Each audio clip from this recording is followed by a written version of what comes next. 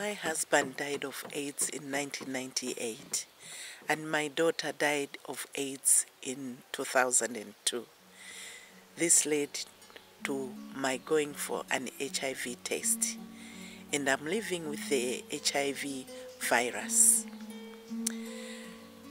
My sons who are not married saw how their sister wasted away during her illness, and this opened the channel for me to speak to them of abstinence.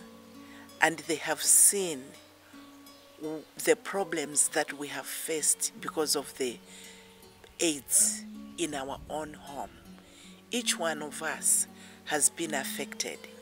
Even those who have no virus have been affected, because I am left with a daughter whose mother, my own daughter, 27 years old, a teacher, died of AIDS in 2002.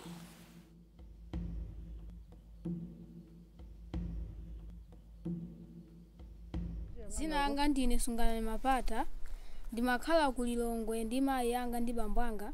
Ndiyeno ndikukhala mayi yanga anamwalira 2004, bambo anga anamwalira 2004 chakumapetoso.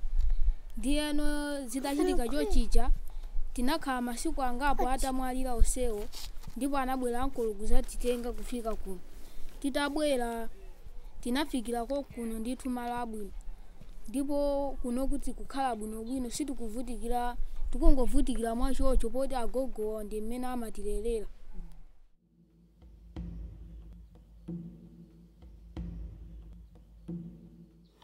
Frank Mirombwa, kuma 1931. Vuto langa lyachanawa naona kuti nanga nditayana akalindana. Ngati Mulungu sakunitenga nawo nditu tutachita nawo kupena.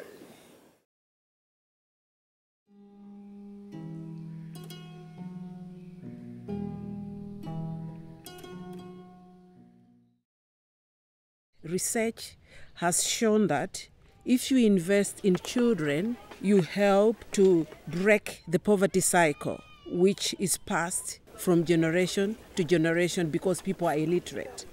Proliferation of AIDS is rampant in poor communities because some young children will be involved in sex just to earn a little money for themselves, or they'll be involved in other nasty activities, which eventually leads them to contracting HIV and AIDS.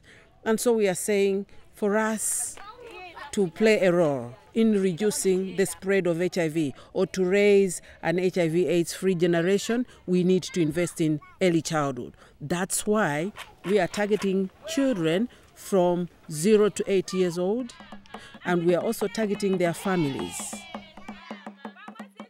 Community-based orphan care is 7 times more cost-effective than orphanages and is more developmentally and culturally appropriate in the African context.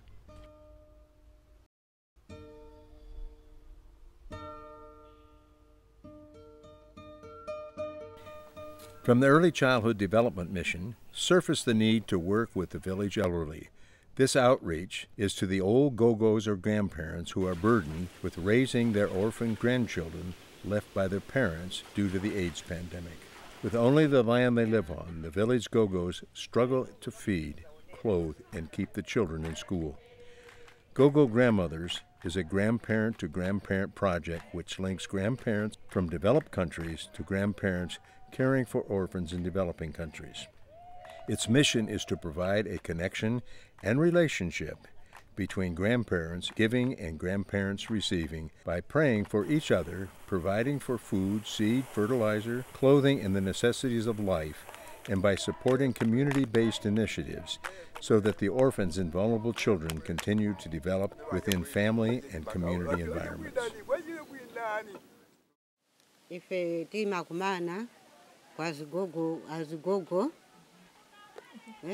pasetera pathu mphanje ndiyeno tikakumana ndiye timakambirana zofunikira kuti tipange izi ndiyeno sopano timagwirizana ndipo ubwino wake anthu ake ndi wokumvesa tonse timamvetsa chifukwa tonse ndi agogo eti ndiye timamvetsana kuti apa pali zakuti tipange zakuti ya wina akapanga kukaonekera kapena zikamuvuta kuti zavuta ndikukaonekerako kukampepesa kukhala pamodzi kukondana kumene kuchikondi chimenechi anatipangira ndi ambuye chifukwa mbuye mosemu chikondi cha mtundu umenewu kunalibe ndiye mulungu anatipanga chikondi komanso kuzera mwa maide.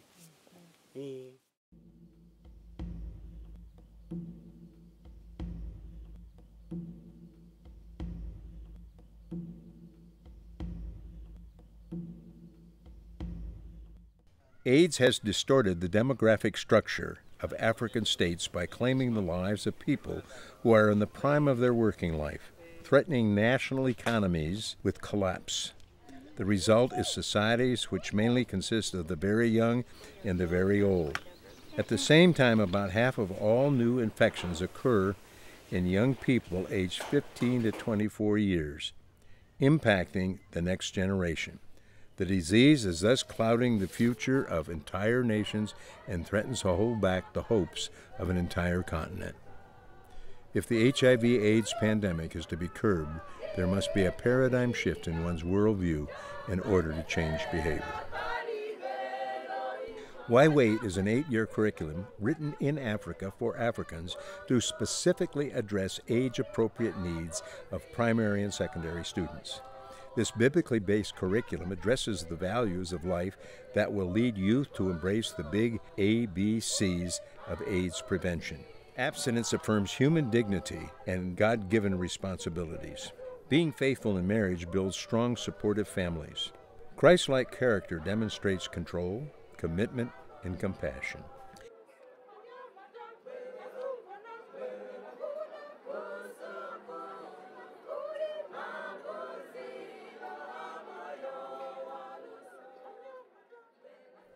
Now, the training we conduct to teachers aims at, first of all, changing the teachers themselves. Because we say teachers should leave the talk. If they are talking of HIV being spread through careless sex, they are teaching the students, please abstain. But the following day, the student is told, your teacher was beaten because was found with somebody's wife. What do you expect the students? What message are we sending the students? So first thing we say, you teachers, you should be changed. The Why Wait program gives young people sensible reasons to abstain from premarital sex and make informed decisions regarding their future by educating them in principles of character and moral development, helping them to develop healthy self-concepts, and empowering them to withstand social and sexual pressure. Sex is made for people who are already married. Are you married? No. The objective is to develop a biblical worldview in regards to knowledge, skills, and desire. Knowledge of God's way of what to do and why, skills of how to do it, and desires to do it.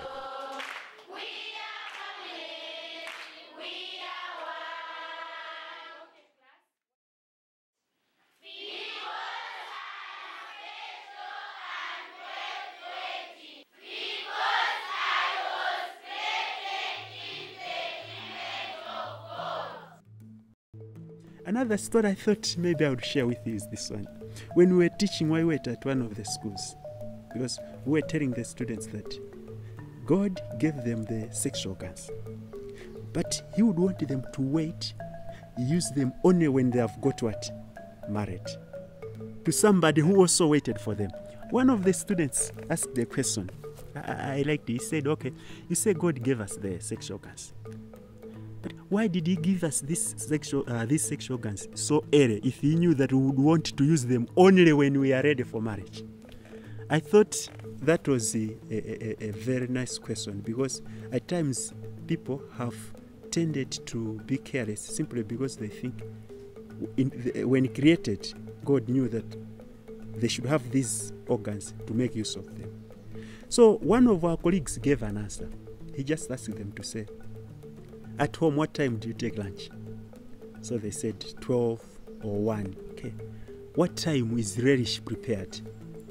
So they said at times relish might be prepared around 9 o'clock or 10 o'clock, ready for lunch.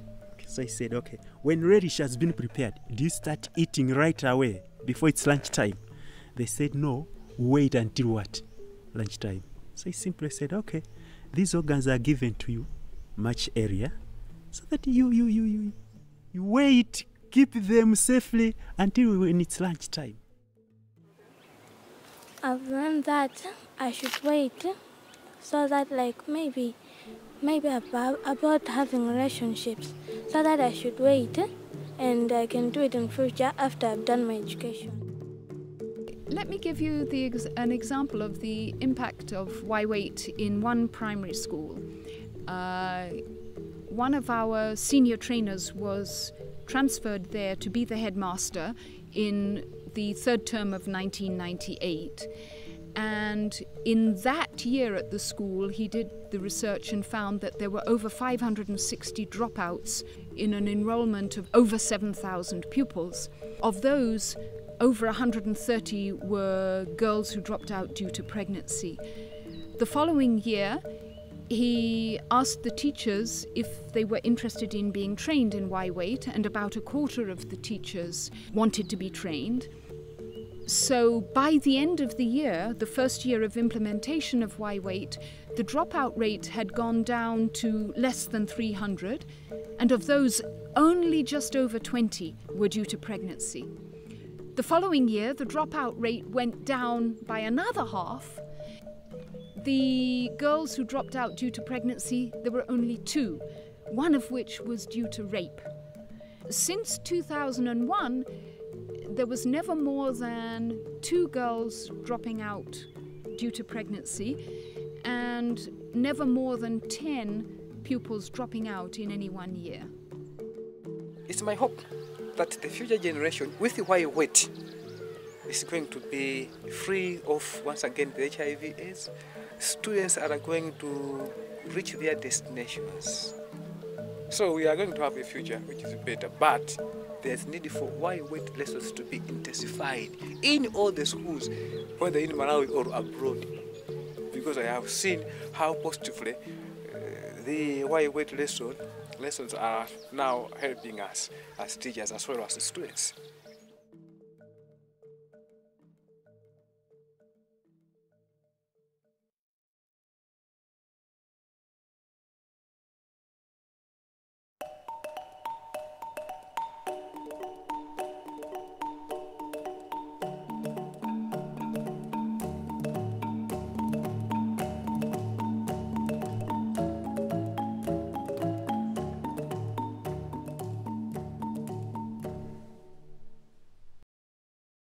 Charlotte and I would like to thank all of you who have made this ministry possible. May God bless you.